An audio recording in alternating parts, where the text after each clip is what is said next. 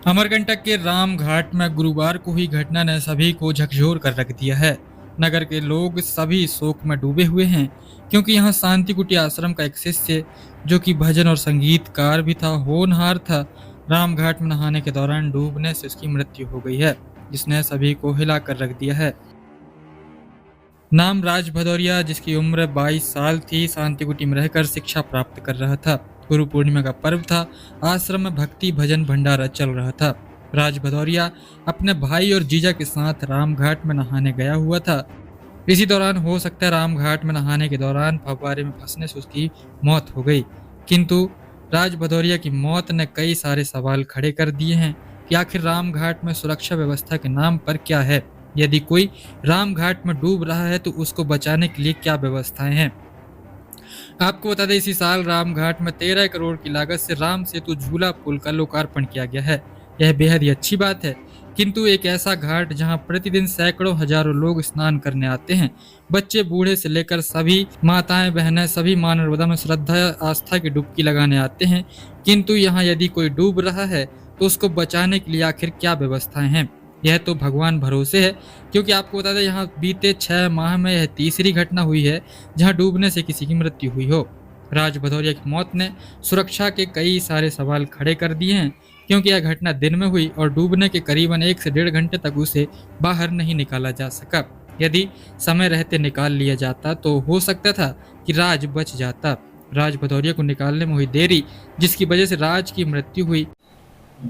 Sir, क्या लगता है ये जो निकालने में देरी हुई यही कारण है कि मतलब हॉस्पिटल आने में मतलब मैं सांसें स्वयं चल भी रही वहां थी तक कि गया था। नहीं? जी। मैं स्वयं वहां पे गया था तो लगभग 1 घंटे के आसपास तो पानी के अंदर ही रह गया था।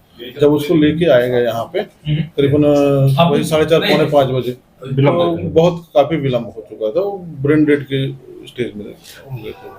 अच्छा सर, अभी हाल ही में देखा गया कि लगभग पिछले शायद 6 महीने में 2 या 3 केस आ चुके हैं हाँ, ऐसे एक डूबने जनवरी से। में आया था और एक मार्च के महीने में था, हुआ था अभी ऐसा वहीं पे।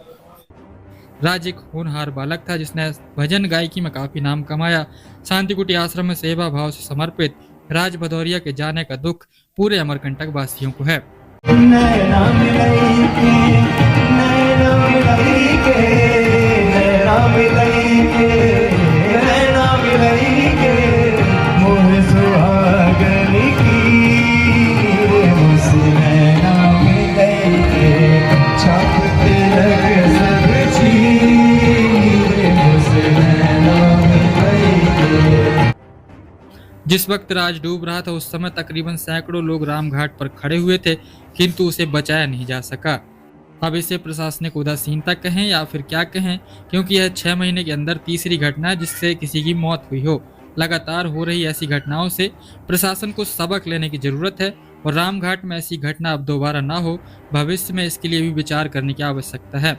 आपको बता दें कि अमरकंटक का राम घाट, जहाँ एक भी कर्मचारी की ड्यूटी नहीं लगाई गई है जो यह देख सके कि आखिर यहाँ पर कौन डूब रहा है या तेल साबुन या अन्य चीज उपयोग कर रहा है। इतने बड़े स्नान स्थल पर इस प्रकार की लापरवाही को क्या कहेंगे। लगातार स्थानीय लोगों के द्वारा भी पहले भी मांग की जा चुकी है कि राम घाट पर कुछ कर्मचारियों की ड्यूटी लगाई जाए, जो कि राम घाट में सफाई व्यवस्था के साथ साथ राम घाट पर जल के अंदर स्नान करने आ रहे लोगों पर भी नजर रखें। आखिर सबकी जिंदगी अनमोल है, इस पर तनिक भी लापरवाही अच्छी नहीं है। फिलहाल देखना होगा कि इस घटना के बाद प्रशासन पर क्या प्रभाव पड़ता है। क्या नगर परिषद या जिला प्रशासन के द्वारा रामघाट पर सुरक्षा व्यवस्था के लिए कर्मचारियों की ड्यूटी लगाई जाती है कि नहीं, यह देखने वाली बात होगी। फिलहाल राज भदौरिया इस दुनिया में अब नहीं है। रामघाट में डूबकर उसकी मृत्यु हो गई है।